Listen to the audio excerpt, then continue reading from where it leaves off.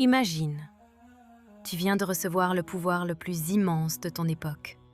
Des armées t'obéissent, des gouverneurs attendent tes ordres, des trésors immenses sont désormais sous ton autorité. Des millions de personnes dépendent de chacune de tes décisions. La plupart des hommes auraient célébré, ils auraient organisé une grande fête, ils auraient savouré la gloire. Mais lui, il pleura. Oui, il pleura. Cet homme s'appelait Oumar ibn Abdulaziz, car il savait qu'un trône pouvait être le chemin vers le paradis ou le feu. Il savait qu'Allah ne lui demanderait pas combien de terres il avait conquises, mais combien de cœurs il avait protégés. Il ne voyait pas le pouvoir comme un privilège, il le voyait comme une épreuve. Et cette différence a changé l'histoire. Chaque nuit, lorsqu'il s'isolait, il pensait aux pauvres, aux veuves, aux orphelins, aux voyageurs perdus, à ceux qui dormaient le ventre vide.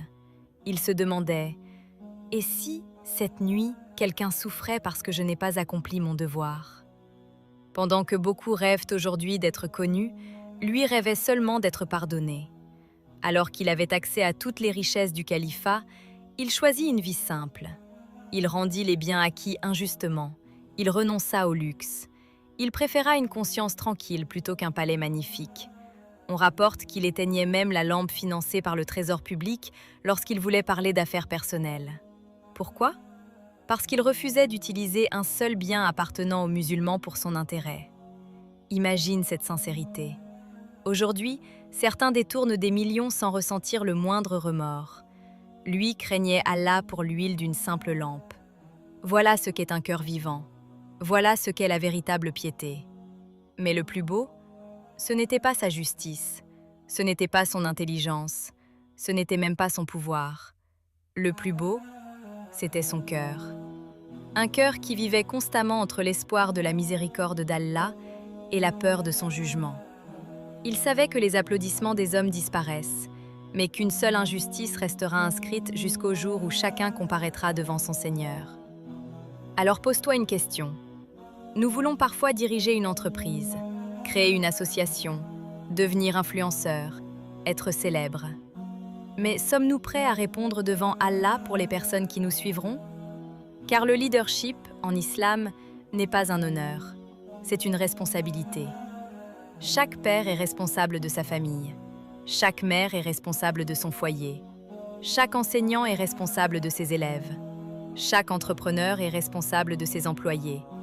Et chacun de nous est responsable de son propre cœur. Peut-être ne serons-nous jamais califes, mais chacun possède un royaume. Ton royaume, c'est ton cœur. Si ton cœur est juste, tes paroles deviendront justes, tes décisions deviendront justes, tes relations deviendront justes. Et si ton cœur s'éloigne d'Allah, aucun diplôme, aucune richesse, aucune renommée ne pourra sauver ce qui est perdu. Oumar ibn Abdulaziz nous a quittés il y a plus de 13 siècles. Pourtant, son nom est encore prononcé avec amour. Pourquoi? Parce que les monuments finissent par disparaître, les fortunes sont oubliées, les empires s'effondrent. Mais Allah élève éternellement le souvenir de ceux qui l'ont aimé sincèrement. Alors aujourd'hui, ne cherche pas seulement à réussir, cherche à purifier ton cœur. Ne cherche pas seulement à être suivi, cherche à être agréé par Allah. Car au jour du jugement, il n'y aura ni couronne, ni palais, ni armée, il n'y aura qu'une âme, debout devant son Seigneur. Qu'Allah fasse de nous des serviteurs sincères, des dirigeants justes lorsqu'il nous confie une responsabilité, et qu'il purifie nos cœurs de l'orgueil, de l'injustice et de l'amour excessif de ce bas monde. Amin.